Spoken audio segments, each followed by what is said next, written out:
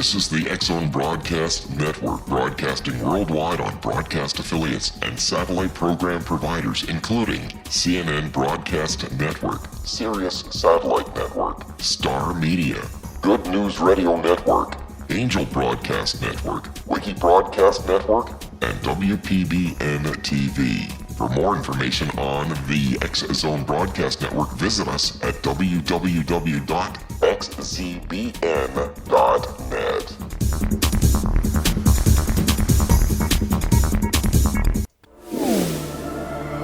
The X-Zone Radio Show with Rob McConnell is largely an opinion talk show.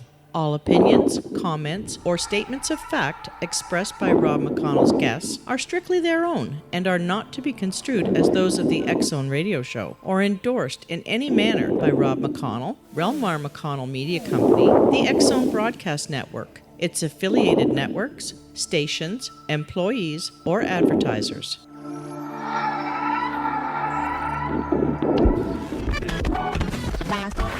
All Hit Radio.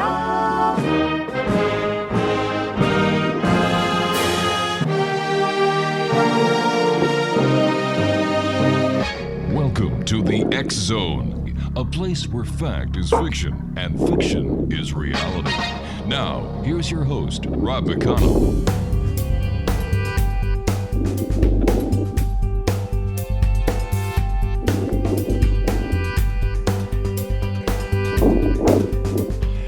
Welcome back to the X-Zone, everyone. I am Rob McConnell. We're coming to you from our broadcast center in Hamilton, Ontario, Canada.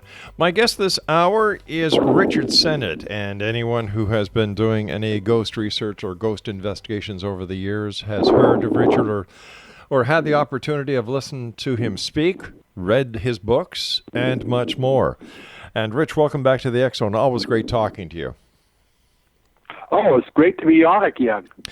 Richard, how many ghost investigations have you done to date? Oh, my file's bulge with them, but I number them all, and I'm now at 1,402. What was it that happened in your life, Richard, that started you on your ghost research investigation career?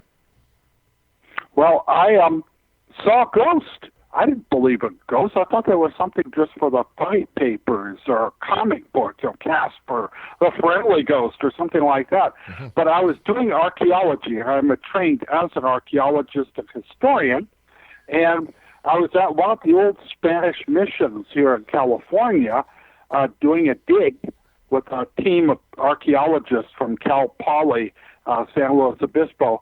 And late one night, I was walking through the courtyard and saw a monk. And he looked very much like, well, a brother with a hood, the whole bit. And he was carrying a candle, which is kind of odd. You know, today, flashlights would be more appropriate. Mm-hmm. But I thought, I don't know what it is. Well, the mission is still a monastery. So I saw this figure. I thought, oh, one of the brothers is up. I'll go talk to him. So I walked up to him. And I saw him for at least 2 full minutes. And I got up about 10 feet from him, and all of a sudden he just vanished. He was not there. He didn't fade out. I couldn't see through him. He didn't glow. He looked like a regular guy, except, bam, he wasn't there anymore. And my first impression was to see if he fell in a hole. And I looked around, what happened? In the hole. And I thought, well, maybe in the dark he blew out the candle and ran away. But then I realized we were walking on gravel, because the courtyard had gravel in it. And if he had run away, I would have heard him. Then it dawned on me that I heard my footsteps on the gravel, but I never heard his. And that's what dawned on me, that this must be one of those ghosts they talk about. And went back to my room, left the lights on all night long, and dwelled on that. But from that moment on, I pretty much wanted to find out, if I was crazy or not, or if there was something to all this ghost stuff. Well, the next morning, I met with the monks who were eating breakfast. I sat with them rather than the archaeological team. And I asked them, are there any stories about ghosts? And they all got very quiet. and they gave me a litany of ghost stories, including a ghost monk, which had been seen by members of their order. So that was about the moment I decided to investigate further. And I've been doing it ever since that summer back in 1978. My goodness. We've got about a minute before I have to go to my first break, Richard. How do you deal with people who do not believe in ghosts? How do you deal with skepticism after all the years that you've been doing this and all the evidence that you've gathered?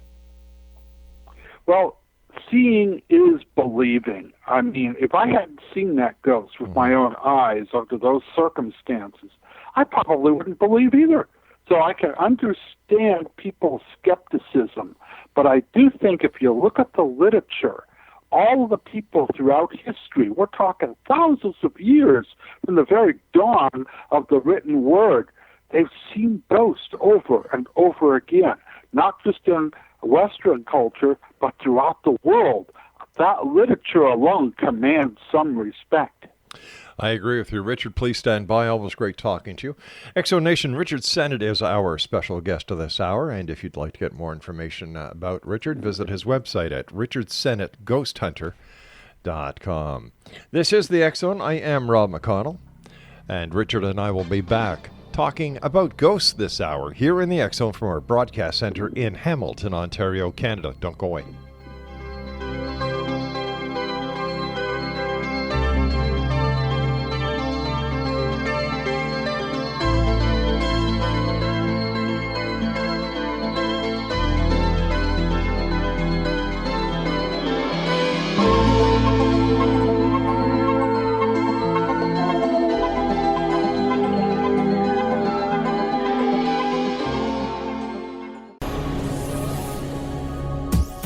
This is the X-Zone Broadcast Network, broadcasting worldwide on broadcast affiliates and satellite program providers, including CNN Broadcast Network, Sirius Satellite Network, Star Media, Good News Radio Network, Angel Broadcast Network, Wiki Broadcast Network, and WPBN TV. For more information on the X-Zone Broadcast Network, visit us at www.xzbn.net.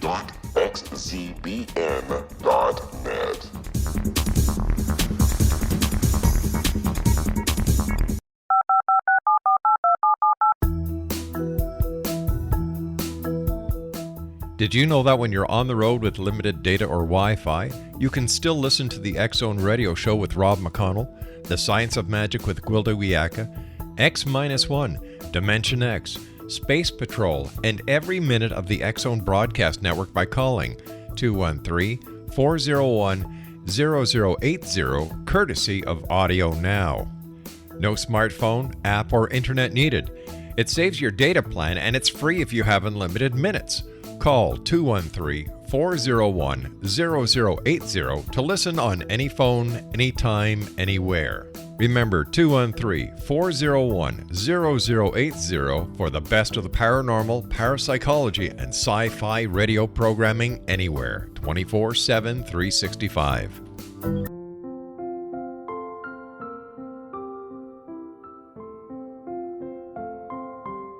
I am Dr. Carl O'Helvey, founder, president of a new cancer foundation focusing on evidence-based physical, mental, and spiritual interventions, including natural cancer cures, prayer, meditation, affirmations, nutrition, and other related holistic cancer prevention and cure modalities. These are used in cancer education, research, and financing care. I ask for your help to continue this important work by donating at www.holisticcancerfoundation.com.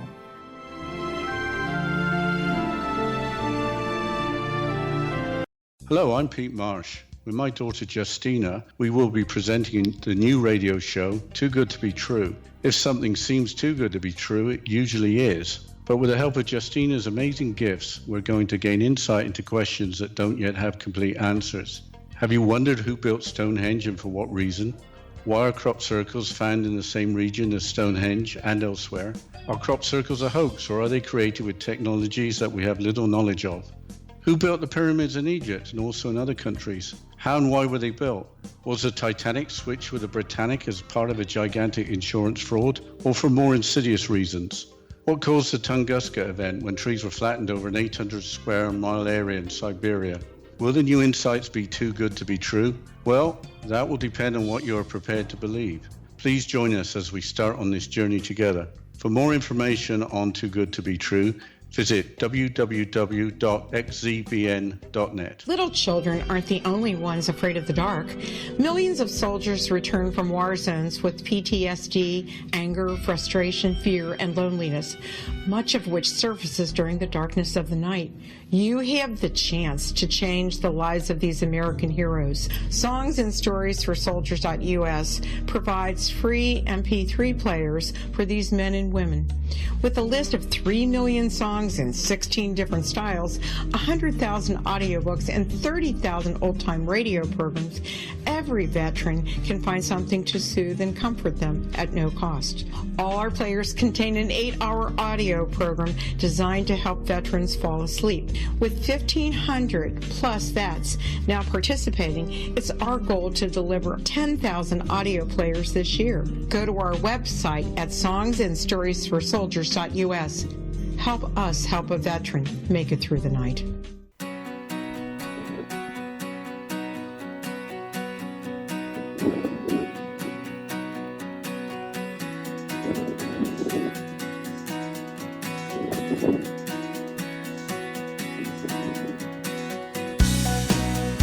Welcome back, everyone. Richard Sennett is our special guest, www.richardsennett.ghosthunter.com, and he's also available on Facebook.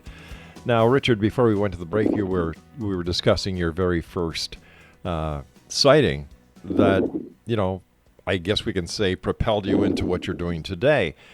And we also talked about skeptics. And why is it that some people can see ghosts and other people cannot see ghosts, even if there are people in a room where there is a ghost? Well, I don't believe ghosts actually are there in physical space.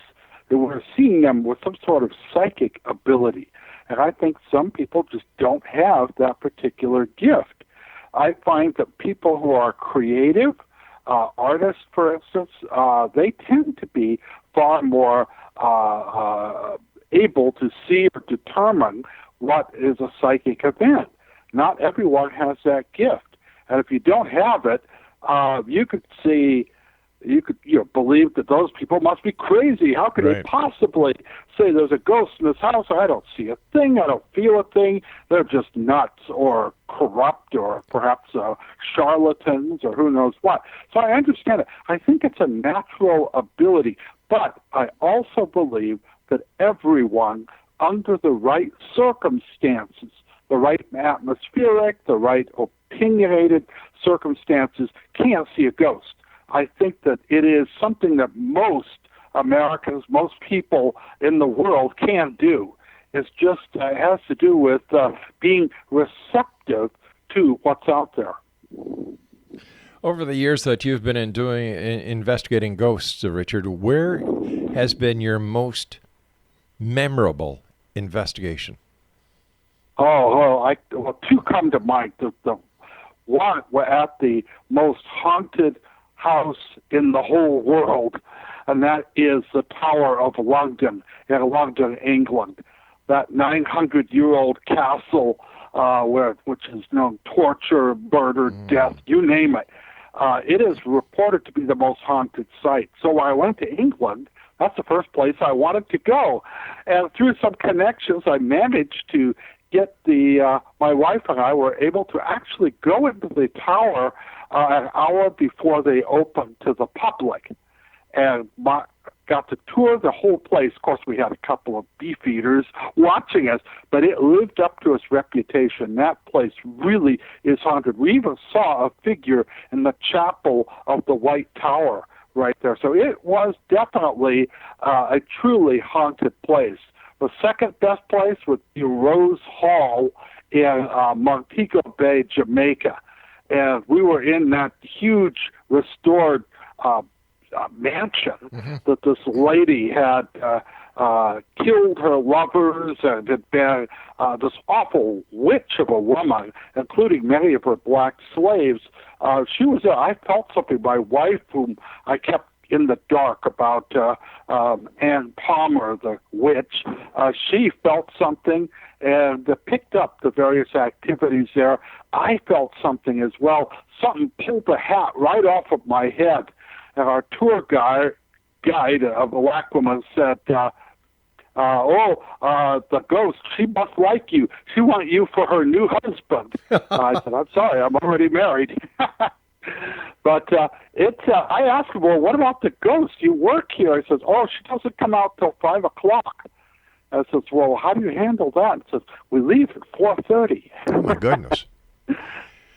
And it's an interesting place. But those are the two places I had the most sightings. But I've had events at the Queen Mary. I've had events at the Old Whaley House in San Diego, as well as the Senator Hotel in San Francisco. All sorts of interesting experiences over the years.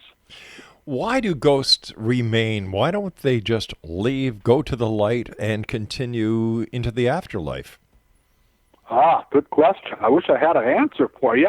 It seems, though, from my experiences, that ghosts are linked to people who have strong personalities and they have something they want to have done, an unfulfilled wish or an unfulfilled desire of some kind. This unfulfilled image that they have frozen in their personality is what causes them to keep coming back again and again and again. So I think it's unfulfilled ideas, emotional needs that they may have had. In fact, I thought in a lot of ways ghosts are bundles of emotional energy. That's interesting. But why would the ghost remain on the Queen Mary, for example? Well, I've actually had a chance to talk to a few of them on that. Anyone can talk to ghosts. The big key is getting them to talk back to you. And fortunately, my wife is a gifted medium and has held seances on the Queen Mary and a variety of other places throughout the state and, the nation. And she has opened a dialogue. One of the people we contacted was an Italian POW who died on board the ship, and he wanted to tell of his abuse at the hands of the British military while he was a POW. Another one was a woman who took her own life after Dunkirk, where her fiancé was killed in that terrible battle in France at the beginning of the Second World War. They had met on the Queen Mary and solidified their engagement on the ship, and so she always comes back there as one of the few places of a happy memory. So we have a variety of reasons for people coming back, and of course people who died through accident or neglect or by suicide do still walk the halls of that old ship. I would say if you want to see a ghost and you happen to be on the west coast of the United States, do drop into the Queen Mary. Rent a room there and don't sleep the night. No, ghosts come out between the hours of 2 a.m. and 4:30 a.m. in the morning. Now, they come out at all times, but they're mostly seen at that window. Get up out of your bunk, walk the companionways and the decks of the old ship at those hours, and I can almost guarantee you'll see or experience some kind of paranormal activity. What about the Waverly Sanitarium? What was that again? What about the Waverly Hills Sanitarium? Oh, I have not been there or investigated, though I know people who have. It's a sanitarium. Wherever you have people who are incarcerated or were experimented upon or the mentally ill, we have in where I live the California State Mental Hospital, Camarillo State, which has now been converted into a university. the beautiful buildings. Unfortunately, it was rumored to be haunted when it was a mental hospital back in the 1930s. And wouldn't you know it, it's still haunted. People have seen and experienced the ghostly patients, but they did all kinds of awful things like electroshock therapy and all kinds of surgeries, lobotomies to the patients in their attempt to cure them. Sometimes it worked, sometimes not. And yes, people died there at that institution.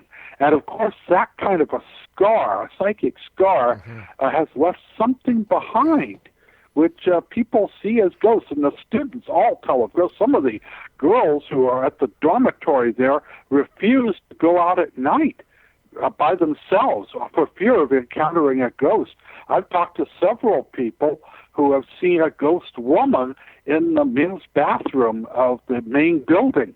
All kinds of activities take place there. In fact, I even jokingly said they ought to change their name from what it is, Channel Islands University, to Spook U. And so the reputation for being haunted, even though the school does its best to try to diminish the stories and put a cap on ghost hunting or that activity, they don't want to get a bad reputation. But unfortunately, nobody has written a memo to the ghosts, and they're still very much there and still making themselves quite well known. How about national historic sites? In your opinion, which is the most haunted? Okay, National Historic Site. First, bar none, battlefield at Gettysburg, Virginia, Pennsylvania. Gettysburg is perhaps one of the most, that little town where that terrible 3-day battle took place in the American Civil War, has left much behind. There are even ghost tours there, haunted places you can stay. So I would put Gettysburg on the list. The next spot I would do would be New Orleans. And I had a lot of adventures in the old French Quarter of that place. All sorts of, it's a weird place, just even of itself, a great place to vacation. But if you go to the old Beauregard house, now a mansion on Royal Street, it's a restored building. You can go inside, just pay a slight admission. It is really well known as a haunted site, and it has a colorful history. There was even mafia shootings back in the 1930s, as well as people linked to the American Civil War. General Beauregard, who commanded the rebel armies at Shiloh, he made one blunder after another and managed to wrest defeat from the jaws of victory. And he blamed himself, and all during his life, while he stayed at that mansion in New Orleans, he would hear the ghosts of the dead who died at that fearful battle, reenacting the battle or just haunting him. Now, whether that was his guilty conscience or real ghost, we don't know. But I've gone there, and yes, there really is something in that old building. Wow. What about other areas around the world where there have been horrific battles? For example, the shores of Normandy and Auschwitz. Are these places haunted as well? Oh, yes. But oddly enough, the death camps in Poland and Germany are not haunted by the people who met their end in those terrible places. They're haunted by the guards. Not the people who were prisoners, but the people responsible for the terrible death toll at these places. So maybe there's some sort of guilt or retribution, I don't know.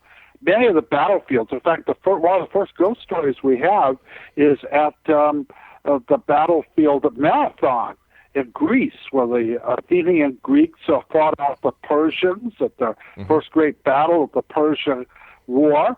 And it was rumored to be haunted. They took all the dead and buried them in a big pit. And people would hear voices there, even in ancient times. And from that point on, every battle, including the ones of the Napoleonic Wars and the battles of World War II, all have had stories of ghosts. Even D-Day the battles that were fought in Europe during the Second World War, rumored haunted. And in your own Ballywick over in Canada, some of the battlefields of the 9 Years' War, the French and Indian War, as we call it in America, they're rumored to be haunted. And all right, battlefields linked to the battles fought during the War of 1812. All right, my friend, we've got to take our news break. Please stand by. I'll be back on the other side of the news with Richard Sennett here in the X Zone from our broadcast center in Hamilton, Ontario, Canada.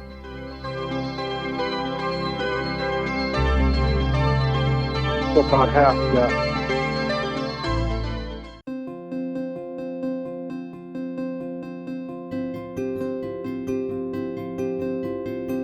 Dreams are our personal gateways into infinite wisdom. Don't miss shamanic counselor and indigenously trained dream decoder Sandra Corcoran's inspiring book, Shamanic Awakening Between the Dark and the Daylight. This remarkable work chronicles Sandra's 35 years of experience with diverse wisdom keepers and her initiations throughout the Americas and across the British Isles, Turkey, Greece, and Egypt. Sandy's knowledge of symbology, psychology, and myth influence her dream blog and workshops.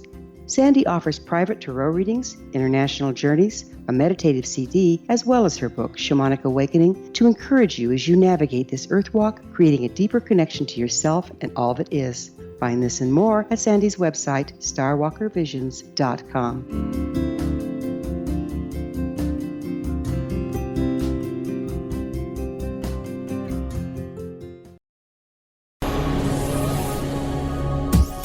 This is the X Zone Broadcast Network, broadcasting worldwide on broadcast affiliates and satellite program providers, including CNN Broadcast Network, Sirius Satellite Network, Star Media, Good News Radio Network, Angel Broadcast Network, Wiki Broadcast Network, and WPBN TV. For more information on the X Zone Broadcast Network, visit us at www.xzbn.net.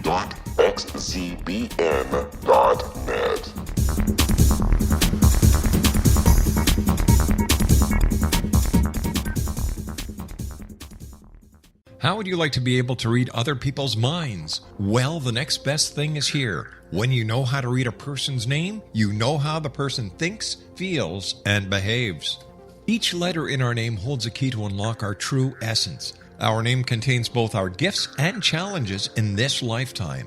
Mnemology science discovers personality secrets hidden in the placement of the letters of our names, including the first and last impression people remember about us. Sharon shows us how to interpret the arrangement of letters as outlined in her book, Know the Name, Know the Person.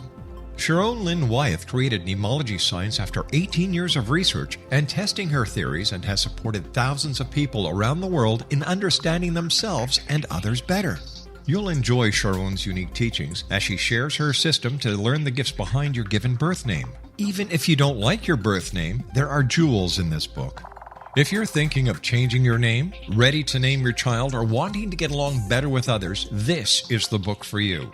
If you'd like to improve your relationships and change your life for the better, get the book today, Know the Name, Know the Person, or visit www.knowthename.com. That's www.knowthename.com.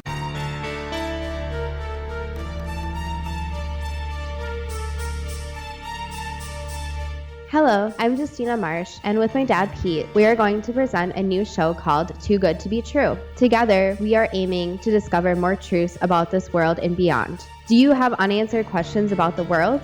Do you ever wonder about aliens, conspiracy theories, or the universe? There are many shows discussing subjects such as pyramids or UFOs, but we want to relay this information based on our own research, including from spiritual means. Hopefully, listeners will be helped with their own beliefs and will appreciate the psychic insights that add to the previous research and information. We both look forward to sharing this insight and beginning this journey with our listeners. Visit xzbn.net for more information about when to listen.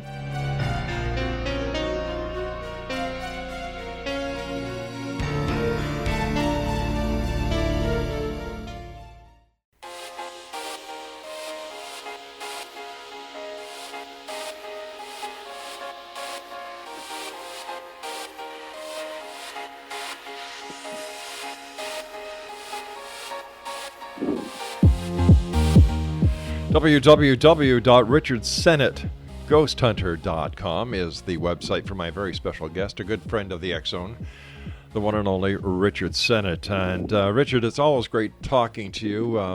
You and I have been on this circuit now for a number of years.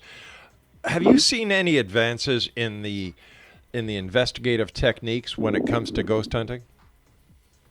Well, I've seen a lot of new pieces of equipment coming out, and some of them are quite exciting. The first crude things like the X boxes and stuff like that, and they have been replaced by more advanced tools. But sadly enough, I think the TV shows have kind of turned the whole science of hunting ghosts into sort of, a TV show.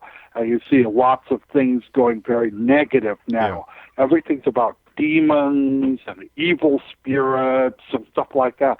And that's not the way I found ghost hunting to be. So we've actually been kind of suffocated by our own success. There are some of us out there trying to find out information. But unfortunately, a lot of people see ghost hunting as a way to make money, a way to achieve fame, a way to get notoriety. And I've never felt that was a direction for me. I've been a regular historian, a teacher. That's my main occupation. But ghost hunting kind of came up as a sort of hobby that became more and more intrusive till it became, literally a second career. One thing I appreciate about people like yourself is that you keep history alive. To be a professional ghost hunter, in my opinion, you have to be a historian first. I agree with that 100%. If you don't know the history, you don't have a real firm knowledge. Fortunately for me, going through college, I had to work. And one of the jobs I got was in the theater, the theatrical department. I made costumes. So I actually had to research different kinds of dress throughout the historic period to costume the various shows that we put on. That knowledge of costuming has helped me immensely. I have found sightings of ghosts, and I usually try to get the witness to draw a picture, or I draw it for them, get what they were wearing. And these details of costume have enabled me to identify who the ghost is, the historic period from which they come. How do you go about an investigation life? Somebody was to call you up and say, "Hi, Richard, I've got this area that I believe there is a haunting or a ghost." How do you proceed? Well, first, I get all the information I can over the phone or computer, and the goal is to find out if it's a recurrent event. I mean, if it happened once, it's not worth my time to go there because it's gone. But if it's coming again and again, now that's what I really want. And I will find out by talking to them if it's something I believe to be legitimate.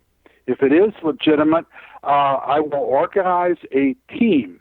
Now, many times I'll visit the site by myself just to kind of scout it out and to see if I can debunk it. I think part of our job is to see if there's a natural cause for a ghost, not just perhaps a reflection or something like that. So I go in, and now I would organize a team of people that would include both skeptics and believers, people to handle sound equipment, photographers, as well as psychics. I like to blend the mechanical, technical side of ghost hunting along with the metaphysical. So I found that working together, people that are psychic and people who are technical in their ways of ghost hunting, together they make a much more impressive whole and can gather more information than they would if each one went to the same site separately. So that's what I would do. I collect all the data, then I research the data to see if there's any historical precedent for what people are seeing or happening, or were there any murders there, were there any events that went on that might account for a psychic scar. Then after we reach a conclusion, we might go back several times actually, or I may take different people there to see if their response matches what the first team got. So I do that kind of layering to see if we can develop a case for it being haunted. Then I write a report and the investigation. But you have to do the report. If you're not doing the paperwork, you're not a ghost hunter. You're just playing in the dark and having fun maybe, but you're not doing scientific research. And I try to keep it as scientific as a flaky thing like ghost hunting is. What about all this demon hunting that seems to be more and more popular instead of the old ghosts that you and I talked about many years ago? Is this part of the social or lack of development based on TV shows, or is this a reality? Is evil more prevalent today than it was back then? Oh, it's more prevalent. Now, there always were demonologists. In fact, the Warrens made quite a career being demonologists in the New England area. But I've always found in my research that evil-type ghosts are very, very rare. We're talking 3 or 4% of the sightings are negative, but they make a good story. They make a great TV show. Something evil's about to happen. Stay tuned. Keep it tuned to that dial because so-and-so will be possessed by a demon or something like that. It's more theatrical, and I seriously doubt if there's an increase in demons on the earth, though some people may dispute that and say, well, there is more satanic activity. I haven't seen it in my experience. So I think a lot of it has to gain ratings for a TV show, which is what these really are. They're not ghost hunts. In fact, if you watch the TV shows, what I do is very, very different. First, I don't do them in the dark with funny cameras. Ghosts come out at all hours, the daylight as well as night, even though there's more seeing at night. But I don't have total pitch darkness. I don't use that as a tool. But on TV, it looks good. I don't have people locked in the haunted room, even though that's very dramatic. So I think that the emphasis of the negative is to attract ratings, and that's what they're making, simply a TV show. Yeah, I that's my feeling. But how does this affect credible investigators like yourself when you go out to do an investigation? It affects me a great deal. Why? Because people watch those TV shows. They think all ghosts are evil. Oh, no, a demon's going to take possession of my little girl. Ah! And they call me up. I have to allay their fears and tell them this is not going to be the case. If there is a ghost here, it's just trying to give a message. Give them, if you get the message, they usually just vanish. They just become, go away. So trying to get what they want, get that message across is pretty much how I help people who are beset by a paranormal problem they can't accept. And then, of course, these TV shows just make it worse because they're looking for, demons to do all sorts of satanic activity. And it's a lot of what my job is made more difficult by people using these kind of templates for the paranormal events happening in their houses. Exonation, Richard Sennett is my guest this hour, www.richardsennettghosthunter.com. Can a ghost during an investigation physically harm you? I used to say no. And I say it's possible, but if possible, it's very, very rare. I've had friends of mine who've been scratched. I have had friends who are slugged. I've never had that happen at any time in my life. I've never been pushed. I have felt an icy coldness from time to time. I've felt a touch of a ghost, but nothing like a physical blow or being pushed downstairs or anything like that. So I don't know. I just do not believe that it is only under the most rare circumstances is this possible. In fact, I always say that I would rather have a ghost in my house than a burglar. Sure. My dad had a saying that was very simple. The dead can't harm you, only the living can. Yeah, well, that's pretty accurate. How do you and your team protect yourselves from any negative entity or a negative energy when you're out there doing an investigation? Well, you're absolutely right. When I first started, I didn't use any kind of protection. I thought, oh, ghosts can't hurt you. They're just like smoke. And then I came across something really bad and something that truly was evil. Now I use the white light, and most of our team members have some sort of amulet or cross or holy water or something like that, something that they believe in. If you believe in a lucky rabbit's foot, that will help you. But it's got to be something that you have faith in. Even if it's a reddish, but as long as you believe in that reddish, that will help you. And I do use the white light, and I try not to take people places that have something negative in them. At least when I do, I warn them. I made a couple of serious mistakes, and my wife ended up in the hospital after we went into a house that had been 3 people had committed suicide in this one room. And she actually, something attacked her. If we're going to talk about evil ghosts, maybe that was one of them. But she ended up in the hospital dehydrated. Whoa. Are there any credible courses that you would recommend if someone wants to become a legitimate ghost hunter? Oh, well, there are very few places one can go to get a degree in parapsychology. But what I would recommend is, A, they study magic, sleight of hand. If you become a magician, you can see how your eye can be tricked, this will help you. Another thing to do is take courses in anthropology, especially cultural anthropology. Take classes in the supernatural. I took several very good classes that taught about rituals performed by various tribesmen around the world, various and sundry tribesmen.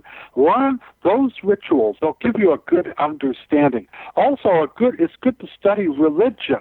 So I would recommend a good course in comparative religion for someone who wanted to get involved in that. Archaeology is good, and of course, history is always good as well. All right, Richard, please stand by. You and I have to take our final break for this hour. Exo Nation, Richard Sennett is our special guest, www.richardsennett.ghosthunter.com, and Richard and I will be back on the other side as we wrap up this hour here in the X Zone from our broadcast center right here in Hamilton, Ontario, Canada. My name is Rob McConnell. Don't go away.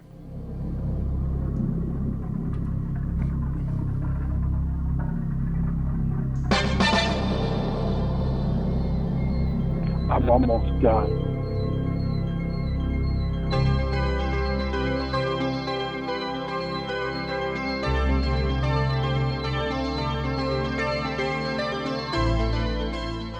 Hi everyone, Rob McConnell here, and I wanted to spend a moment on internet streaming. Everybody has heard about internet streaming, but not many know much about it. Did you know the internet streams just about everything? Movies. From new releases to old classics. TV shows. Almost every show, every episode, and much more. But the question has always been, how do you do it? Well now, thanks to the folks at 123 Ready TV, I have the answer for you. They have developed a simple program app, 123 Ready TV, that you install on your Windows PC, Android smartphone, or Android tablet that can have you streaming like a pro in less than 5 minutes. You truly won't believe how much is available or how easy it is to do until you try. And for a one-time cost of only $19.99, this product is a real winner. To learn more about 123 Ready TV, visit our website at www.xzbn.net.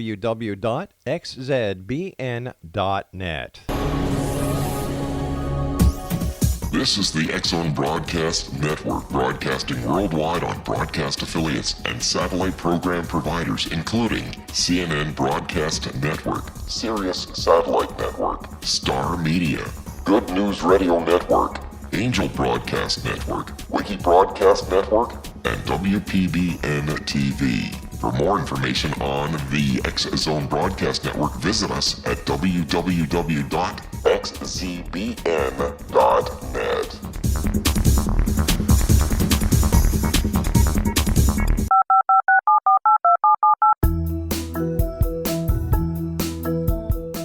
Did you know that when you're on the road with limited data or Wi-Fi, you can still listen to the X-Zone Radio Show with Rob McConnell, The Science of Magic with Gwilda Wiyaka, X-1, Dimension X, Space Patrol, and every minute of the X-Zone Broadcast Network by calling 213-401-0080, courtesy of Audio Now.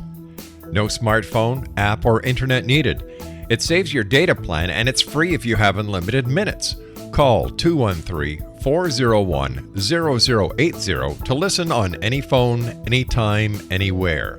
Remember 213-401-0080 for the best of the paranormal, parapsychology, and sci-fi radio programming anywhere, 24/7, 365.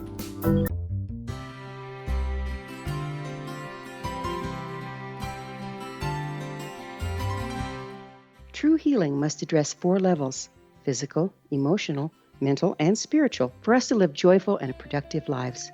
We tend to treat 3 of the 4, leaving the spiritual languishing. If you're tired of the same dysfunctional patterns cropping up in your life, Soul Balancing is for you.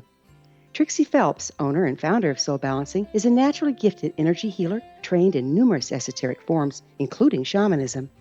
Trixie has created a powerful modality that safely and effectively clears your energetic field. A Soul Balancing session can remove interference, heal trauma, and restore your hope. Contact Trixie for a life-changing long-distance session today, www.soulbalancing.world.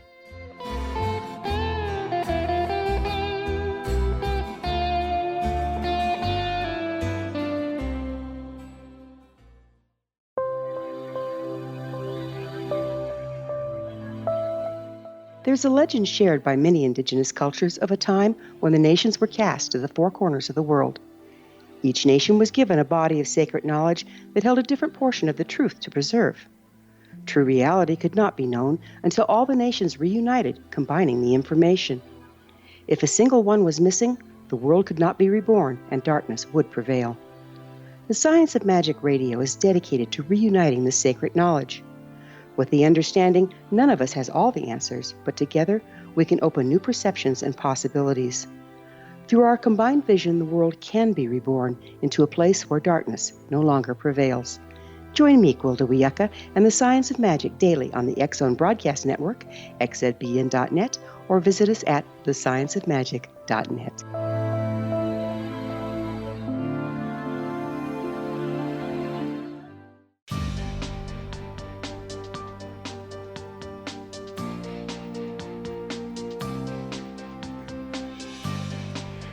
Richard Sennett is my special guest, X-Zone Nation, www.richardsennett.ghosthunter.com. You can also visit Richard on his Facebook page. Just type in Richard Sennett in the Facebook search engine, and away you go. Richard, as I was saying during the break, great talking to you again. I've had the pleasure of knowing you for well over 20 years. How many books have you written all told now? 24. My gosh. And in fact, if you go on Amazon.com, you can see on my author's page all the books that I've done. It's almost ridiculous, and they embrace not only ghosts but also history, as well as a few murder mysteries I've written. Wow. One has ghost stories in it as well. I know that one of the most credible people that I have had on the show, hands down, is Lloyd Auerbach. What's your opinion of Lloyd? Great man. In fact, he's one of the primo ghost hunters out there. In fact, if there was a person I admire the most living today, it'd probably be Lloyd. I would have said Hans Holzer, but Dr. Holzer has passed on. His reward are Dr. Thelma Moss, which was also a mentor of mine, and she's gone to her reward. But living today and still working, still teaching, is Lloyd. So I do recommend him highly. He is a great person and a wonderful gentleman. Mm-hmm. As a I have. Go yes? on, Lloyd. Go on. I'm sorry. Go ahead, Richard. Oh, I have on Facebook the Ghost Hunters Hall of Fame, which I listed all the great ghost hunters historically, and Lloyd is definitely in there, along with a number of other people who have contributed to the study of ghost hunting. And that's on your Facebook page. We'll have to put a link up for that as well. If you were going to, if you were going to suggest ghost hunting to a person, what would be the top 3 don't do's when you're becoming a ghost hunter? Okay, first, to approach it really seriously. There are some good books out there. Read the books. Troy Taylor has written a good book on how to hunt ghosts. I would recommend that. I wrote one called Phantomology, which uses my techniques in ghost hunting. But there's many ways to hunt ghosts. So first, approach it scientifically. Keep notes. Write everything down. Don't just think you're going to remember it all. Write it all down. Keep accurate notes on where you go, how you go, and what you see or what you don't see. So first approach it by keeping notes. Also keep an open mind. Sometimes when you go out ghost hunting, the answer is nothing. Sometimes there is no ghost there. Sometimes you're being hoaxed, and I've had that happen to me too. So always be skeptical. Don't throw away your skepticism and believe everything you happen to encounter. In fact, all of the great ghost hunters, Hans Holzer, all of them, Dr. Moss, all of them said you have to retain a certain amount of skepticism. But don't throw the baby out with the bathwater. Mm-hmm. Be open to whatever the information takes you. But those are a little bit of advice that I'd say. And wish you good luck. This is one of the fastest growing hobbies out there. Collect your stuff, gather your friends together, and be very selective on where you hunt. Now, one thing that I like about ghost hunting, it's a way where an amateur can make a real difference. If you're in a little town, get your friends together and form the Ghost Hunters of the name of your little town, and do the history, do the background, study the local ghosts, and write them up, and give a copy of your findings to the local historical society, so at least these stories, these accounts, these legends will be saved for future generations. And that way you can really do a great service to the future generations to come. One of the things that I've noticed, Richard, when it comes to the new breed of ghost researchers, they don't like to share information. Yes, that's a sad comment. Everyone is fighting. When I started out doing this back in 1979, 1980, there were only 12 ghost hunters in the nation. And we all knew one another. We phoned to talk to one another. We shared data. Have you had something like this happen on a staircase? Yeah, I had this, back and forth. That doesn't happen. Now it's all feuding back and forth. I have mine. Don't you dare step foot in my territory. It's almost like a gang mentality. And it's very sad. So I am one of the firm believers in what I call paranormal unity, which means we need to share and discuss what we're finding. We don't want to just keep it locked up. These are my investigations. There's a lady I know, she and her group have gone to some wonderful places I couldn't get into, but I'd love to have been. Hollywood mansions. I've been to some, but not as many as this lady. All of her data she has stored under her bed. I said, are you going to publish it? Oh, no, this is my stuff. I don't want anyone to steal it. But what's going to happen when she passes away? It's all going to go to the landfill. It won't mean anything. So do share your information. If this was any other science, we would be sharing data.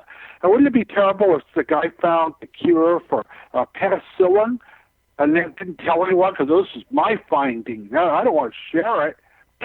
Nobody would be anywhere, and medical science would have been at a standstill. But that's where we're at in the study of the paranormal. We need to become more open. We need to share. This is why paracons are so important, why programs like your own right here are so important to give the word out from one part of the nation to another, so that we can work together to bring forth a better understanding of this very unique phenomenon. Richard, the time for us to say goodbye is coming close. I've got about 4 minutes, but this is my final question to you, my friend. What is the best evidence you have collected to prove the existence of ghosts? That's a hard one. First, photographs aren't it, because you can fake them. Videos aren't it, they can be faked. Voice recordings can be faked as well. The best information is the transference of knowledge. In other words, if a ghost comes to you and says someone is dead at that moment, and you discover at that very moment, half a world away, they died, there's no way you could have known that. There's no ability. So it must prove the existence of some sort of paranormal link. So the transference of information is, for my money, the best hallmark for the existence of ghosts. Well, you mentioned briefly EVPs. What is your take on the EVPs? Should they be considered as evidence? Yes, they should, but they've got to, I use only type A, which is if you get a sound, anyone listening to it will be able to detect it. If it's just a little blurb or it has to be slowed down or sped up, I don't call that a valid, because I could take a burp and turn it into Lincoln's Gettysburg Address by manipulating the sounds. So if it's EVP, and I've gotten some good stuff over the years, but nothing like what you see on the TV shows. A lot of the junk they have I'd throw away, but it is compelling, but I don't think it's the lodestone we need to prove and authenticate a true haunting. What will be done with the evidence once it has been established that ghosts are real? Well, once that evidence is fully accepted, we have to now discover if ghosts exist, why are they here? What is their nature? Why do we have these happening? Now, they aren't just dead people, because if everyone who died came back as a ghost, we'd be up to our eyeballs in ghosts. They're not. They're just a few individuals seem to come back. And many times these ghostly sightings do not last a long time. They're there for a few years, then they're gone, sometimes to be replaced by others. So one Victorian gentleman investigating the paranormal actually believed that ghosts had a lifespan of 400 years. And after that, they just faded away. I think it's probably a little closer to 200, but again, we're looking at the anecdotal information, which is all we have at this point in time. Richard, tell our listeners how they can find your books and how they can find out more about you. Richard, are you there? Yes, I'm here. Okay, tell our listeners how they can find out more about you and where they can buy your books. Okay, Amazon.com has all my books. Try my authors page. I have a number of them. I have a really scary ghost novel called Fade to Fear, and a book called Phantomology. There's a whole bunch of them. Look there. And contact me on Facebook at Ghosthunter@Ghosthunter.com, or at my email address at hinkhunter@AOL.com. And I've gotten email and questions from people all over the world, and I don't mind. If you've got a ghost question, go ahead and ask. I'll do my best to answer your questions, as well as Richard Sack Ghosthunter. That's also one of my email accounts. So at gmail.com. Richard Sack Ghosthunter at gmail.com. Richard, take care of yourself, my friend. Thank you so much for taking time out of your very busy day to join us tonight here on the X Zone. And as always, I look forward to the next time you and I meet to discuss ghost hauntings, the paranormal, and much more. Until then, take care. Thank you. It's a lot of fun. Exonation, Richard Sennett has been our guest this hour. www.richardsennettghosthunter.com. I'll be back on the other side of this commercial break with the news as we continue here in the X Zone from our broadcast center in Hamilton, Ontario, Canada. My name is Rob McConnell. Don't go away.